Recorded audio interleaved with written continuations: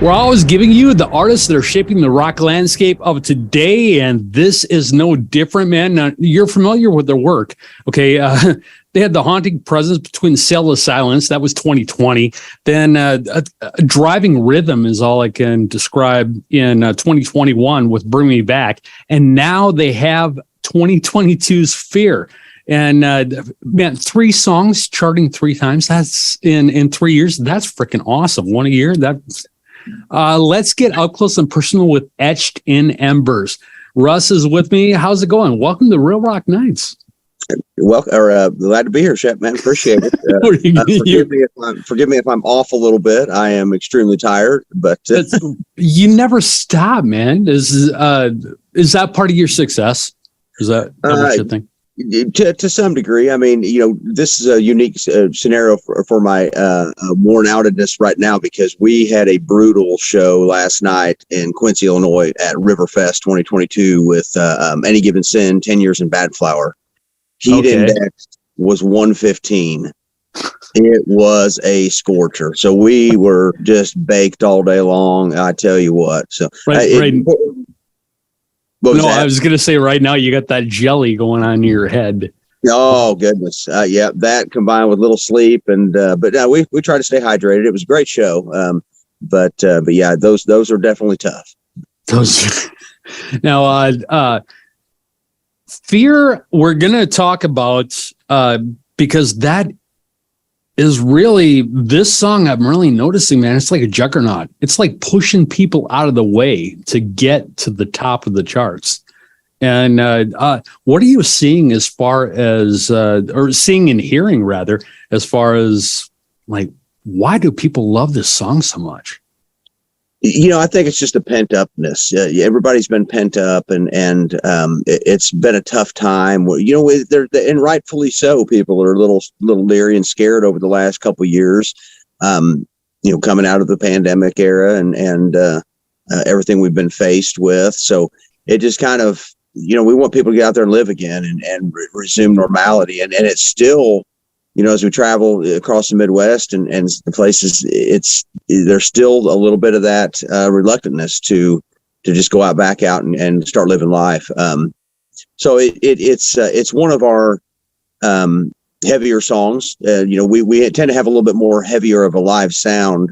And a lot of people hear so with Sail to Silence, Bring Me Back, and some of the earlier stuff, a little bit more radio friendly type things. But this is where we turn the corner and start kind of unleashing some of the heavier side of us. And people will really see that with the follow up to Fear. It may come out pretty quick. We're negotiating time frame for that right now. So, okay, awesome. Is that more of I guess I would say, is that more of what Etched in Embers is about? You're talking about this harder sound, and the first stuff basically just to grab on to the radio and the charts, and now you're going to show your true selves? Well, it wasn't by design. It was when I first started this project and it really hit the ground in 2020. I did a couple test lineups in 2019. Tyler, the lead guitar player, currently was actually the drummer of the band when I first, in April of 2019, when I first started putting this, the idea together. I've always had different projects. I've written a ton of tunes. Tyler writes.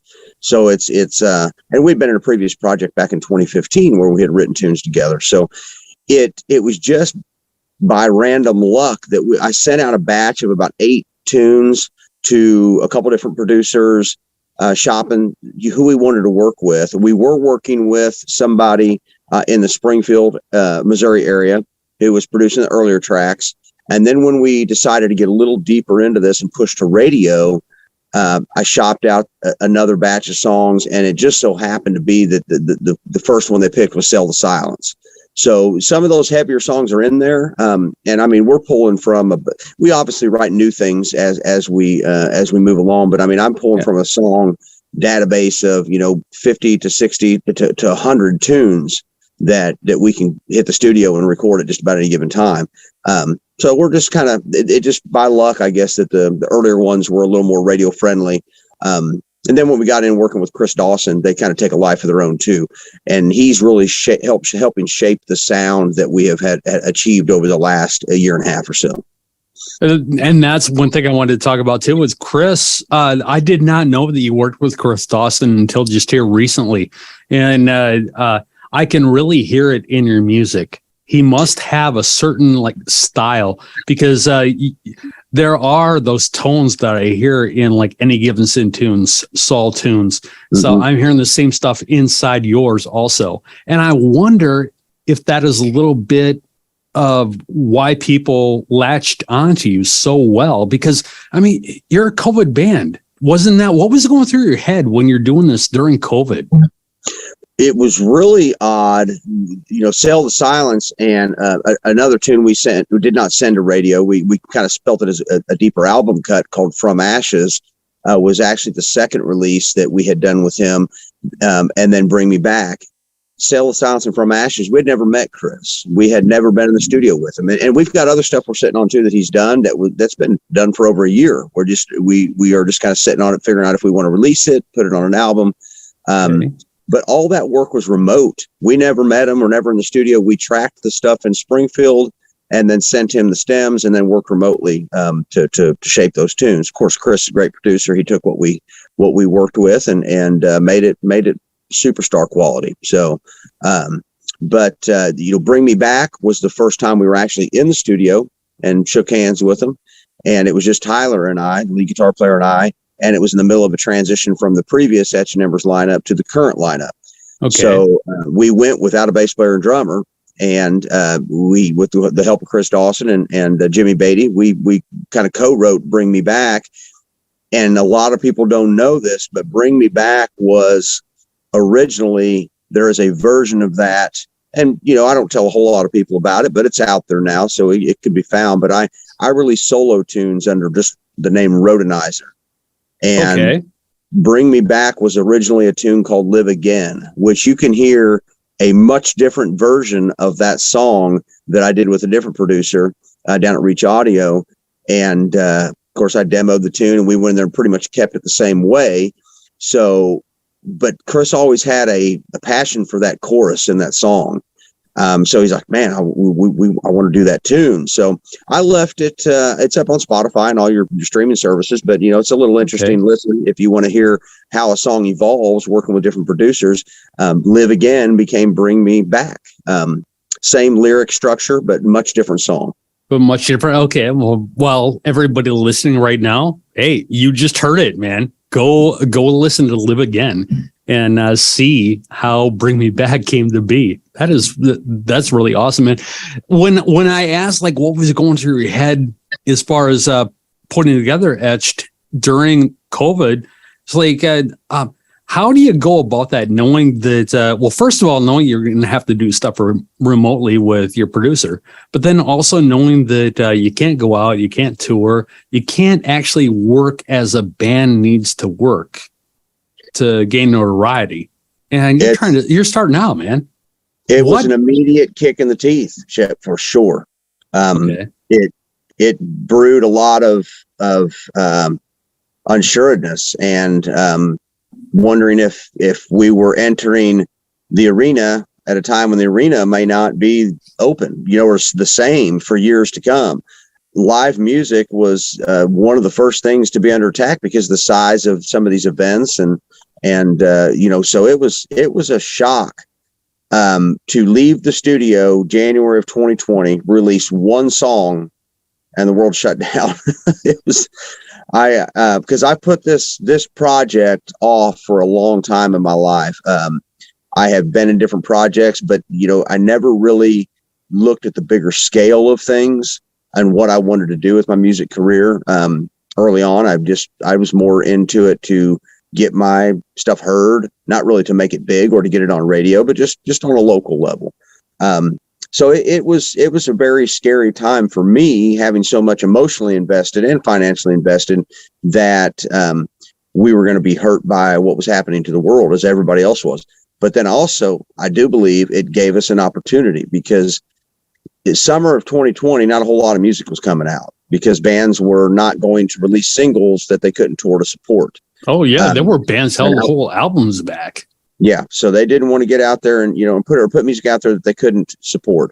So I think it gave us a little bit of a window to find some people to work with that maybe when they were busy, if they were busier, or it was a different timing, that maybe they wouldn't have took us on as an independent band out of central Missouri that they just never heard before. So I mean, I sent out a lot of blind, unsolicited emails just to different industry people that I was a fan of, or that I had kind of stalked to some degree and researched, and to try to build a team that was willing to work with us to try to not just release music, but to kind of hit the music industry hard. So, okay. And it seems like it's working out well for you and working out well for, as you said, Missouri boys. Now, are all of you from Missouri, or is it just you and Tyler? Is it Tyler, myself, and Chance? And not a lot of people know this, but it's come out. Chance is my son. Oh, so, yeah. So this is like a family project, man. It's almost like what is it? Oh, I know you're going out with the Life Project. It's almost like Paralandra.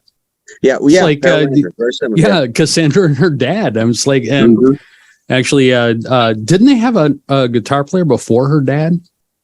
I think that they've kind of changed. They've changed drummers, and I think they had a different bass player time. I think they did have a different guitar player, and we're not too far from them. They're about an hour from us, and then we've got great talent in Missouri. Springfield, Missouri is where they're from, so we're just, like I said, about an hour there. But and Troy, The Reality Yourself is from that market. Skyfall Down's from that market. Some really good bands out of that area. And just back to your question, where we're from. Christian is from Des Moines, Iowa, the drummer. Okay. But he actually relocates to Lake of the Ozarks next week. So it's going to be a little different dynamic, but it's going to be better for the band, obviously, everybody being in the same area. And it's going to increase the way we build our presence. And we're going to start doing some live streaming regularly in between shows, and we're going to set up a studio here to do that. We're in some of the contests that Twitch, DW Presents does. So those are very beneficial to independent bands because they can help land us on some of these festivals. We try to. We're in one right now, the Blackcraft Unsigned Band Chart. 5 weeks on that, you get to play Louder Than Life. So we're chasing things like that, trying to be ready for opportunities like that. So independent, you got to do everything you can. Yeah, exactly. They throw anything out there, you got to latch onto it like that. That's and I've seen a lot of people that I don't know if they think they're above it or what, but not like working hard enough to get out there to get their band like notoriety. And like I said, you guys seem like you never stop, and it's showing through. This is you're seeing the results. It is a grind. You hear everybody say it's a grind, and it really is. And it's a lot to wrap your head around, with the fact that not only do you have to be a musician now, but you have to be a social media star. You have to really put together content at a rate that people stay engaged. And that's probably the biggest thing for me. I'm one of those guys that just doesn't see myself as cool enough to really say, hey, you want to watch me do this silly stuff or what? And it's not that we don't entertain when we're on that stage. It's just, that's our spot. That's where we want to be. It's a little different to relay some of those moments through video and such. It's a tough world for musicians because you are, everybody says it's not a competition, but you're constantly fighting for ears and eyes.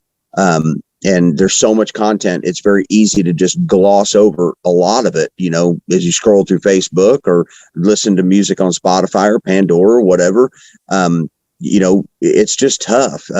But you have to stay engaged, and you have to stay head to the grindstone to understand that every little bit matters and is a win, even on the smallest of scales. But yeah, you've got to keep busy. We wish we were busier, but we're still a working band. We hold day jobs currently, but we were able to go out and tour and do short runs because we are all self-employed. So that helps tremendously. Yeah. What do you do?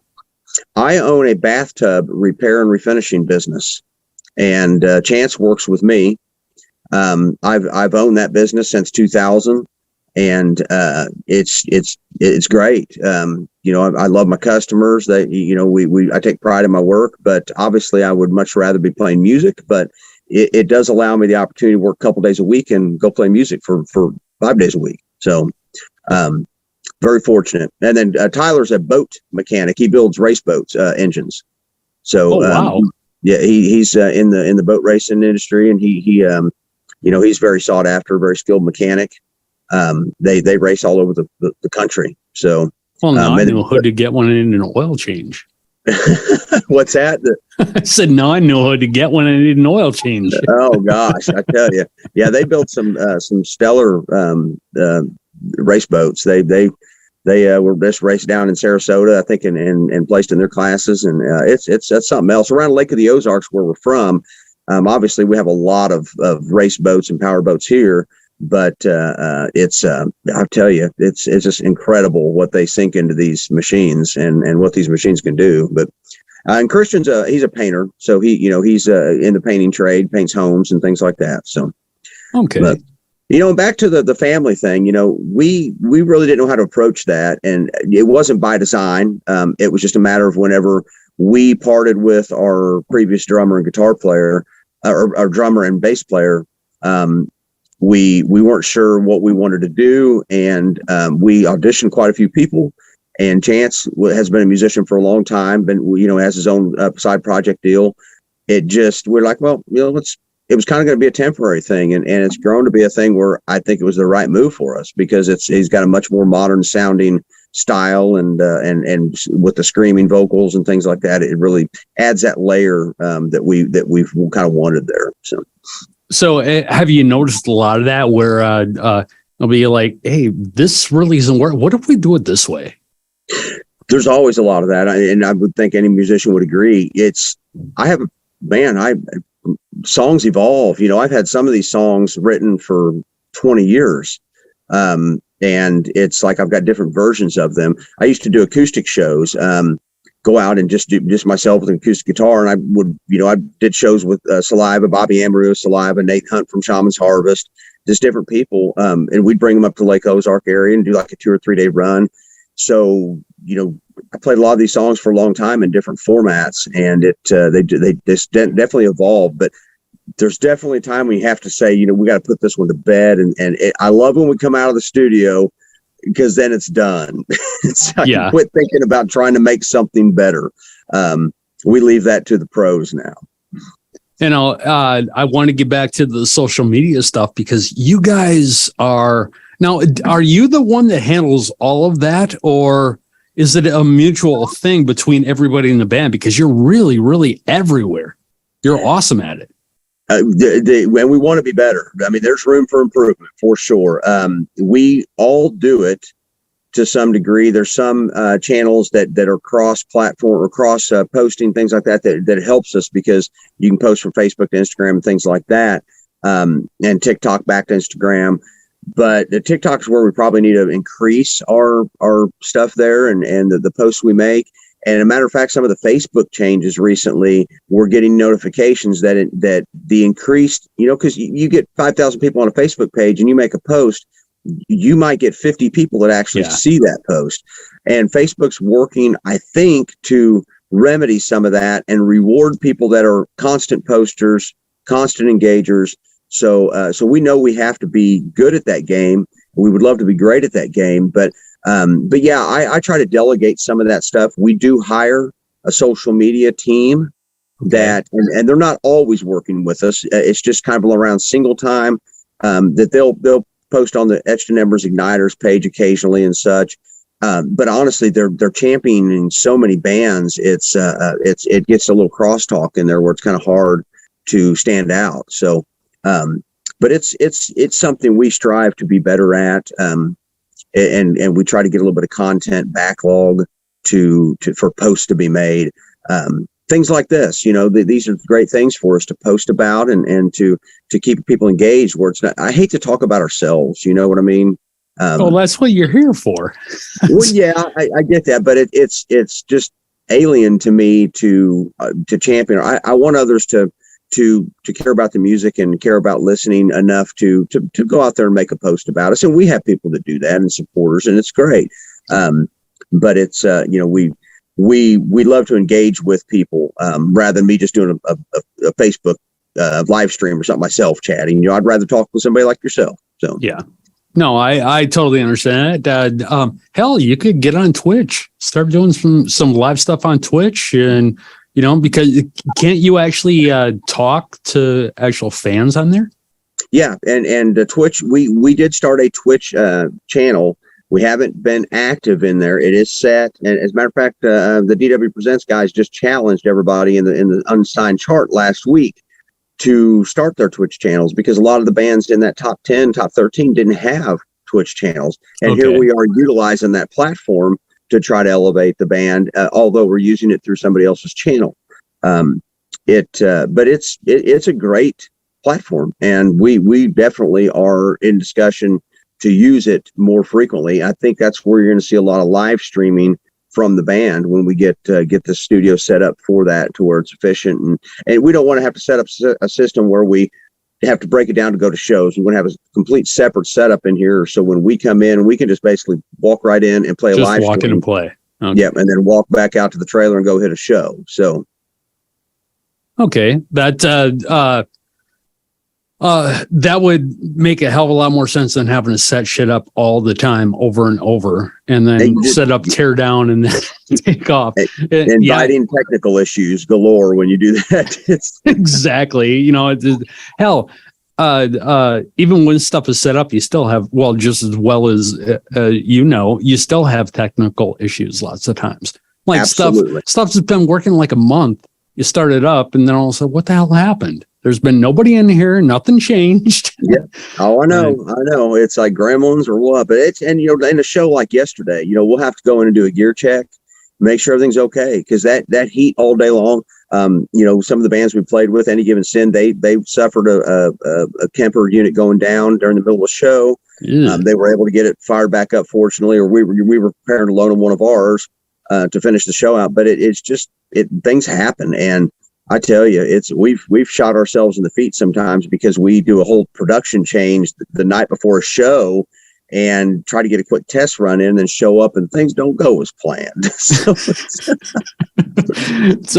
And anyway, what I was going to tell you about the socials is that is one thing that I always talk about with everyone on here. What socials are they on? Where can people find? It's like, okay, Etched and Embers is fucking everywhere.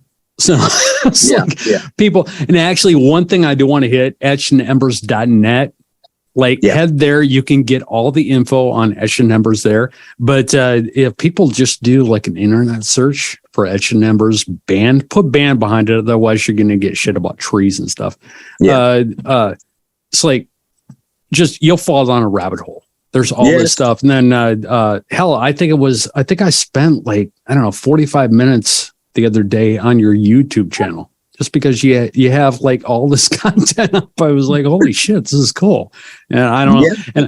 And I'm just a big ass fan at heart of anything that has to do with music for the most part. I'm like a music share on steroids. So I'm just like everybody's listening. I like to hear the things. I love to hear the fact that your son's in the band. Yeah, and we were unsure of how to put that out there, because a lot of people thought we were brothers, and I'm not a youngster. Youngest guy in the band's 21. I'm not going to give my age away, but I'm not a youngster, and it's sometimes that hurts in the music industry. You're awful damn sexy, so. Yeah. I appreciate that. Thank you. But I always tell everybody I'm the best. I'm in the best shape in the band by far. So. Okay, there you go. Feather in your cap. We had a race in a hotel room last night about 2:00 in the morning, and I won. So a race in the hotel room, just or in the hotel hallways. I'm sorry, in the hotel. Oh, okay. I was like, how big is your hotel room? No doubt.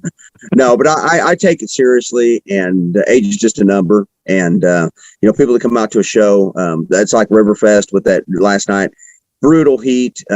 Most comments we had was that our energy was, it really showed out and was contagious to the crowd. it's really hard to get people to move around, do things when they are just drained of every ounce of fluid in their body because of the heat. But I will say that River Press, Quincy, and Charles Craft, the guys who put it together, it was an incredible event, and I hope that people realize how much goes into those types of things. But they treated us like absolute rock stars. So, but yeah, it's the having Chance in the band has been a very cool dynamic. It's still a little surreal, It's been just over a year, and we. Fear was the first song that we recorded together. Everything before that he wasn't in the band, so it's kind of got a little bit of a sentimental thing there. And even last night, 10 years, we played direct support for Any Given Sin, and they were right opening for 10 years. 10 years was one of the first concerts I took Chance to when he was just a kid. Wow. All just kind of come full circle. I was just, you took the words out of my mouth, man. I was just going to say that it's like, man, it's like a full circle thing. Yeah. That's awesome. That's, and I can't, I don't have kids. So I can't really, pinpoint what it would be like. I can sort of imagine, but, what kind of feeling do you get when you're playing and you like turn around and you look at Chance?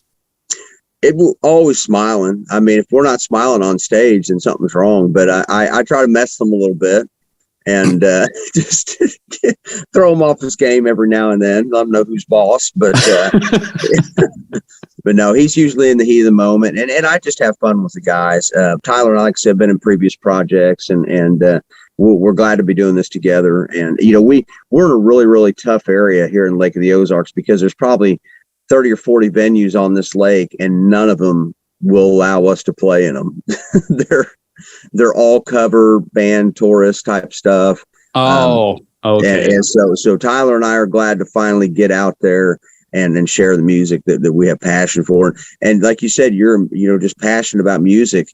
You're who we want to talk to, and you're who we appreciate more than anything, because it's, just like last night, we had part of our little street team, Lisa Will, she flew in. Of course, she's a huge sinner with Any Given Sin. She flies in from New Jersey last night, and she live streamed our whole show to Matt James over in the UK.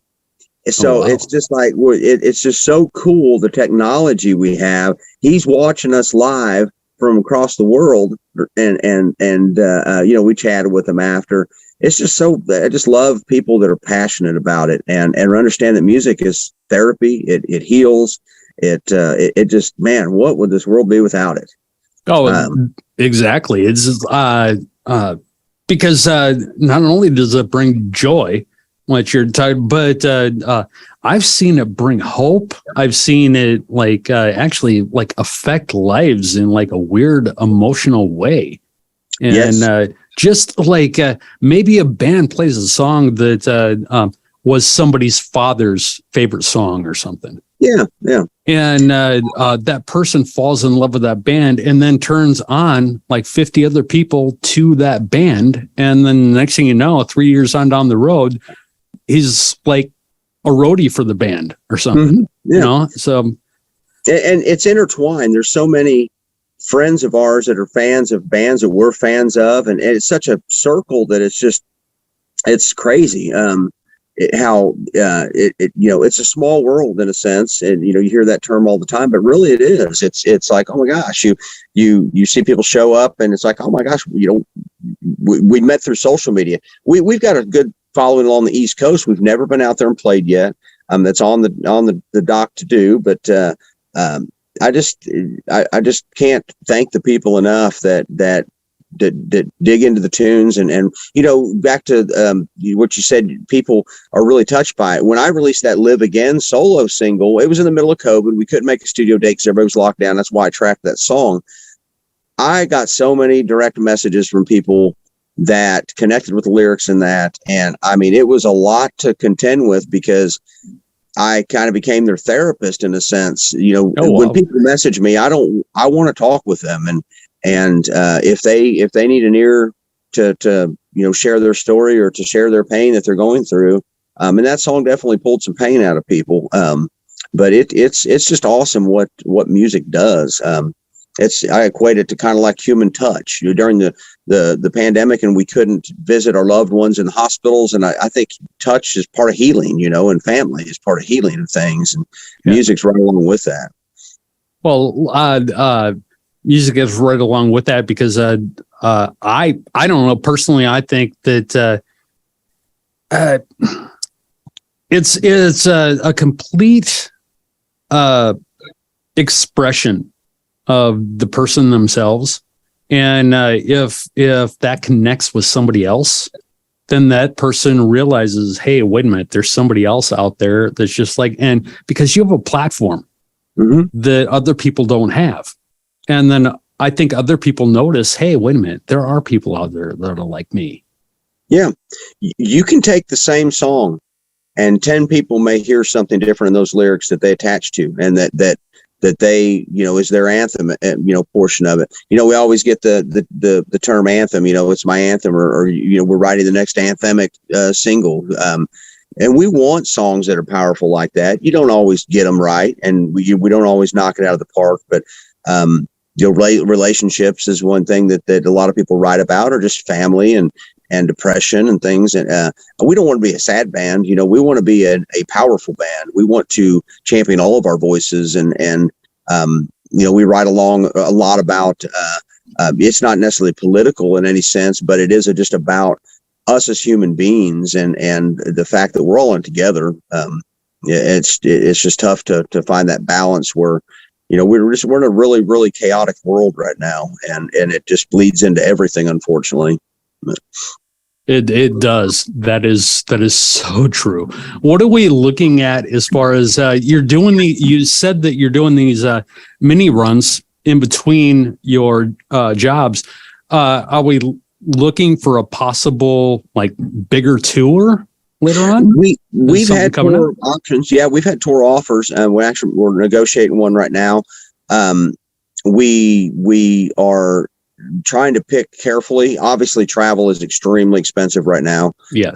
It's coming down a little bit, but I mean, you got to look at the logistics of what we're doing. And we're not out here trying to make money. Merch sales is our biggest thing that helps pay the band essentially.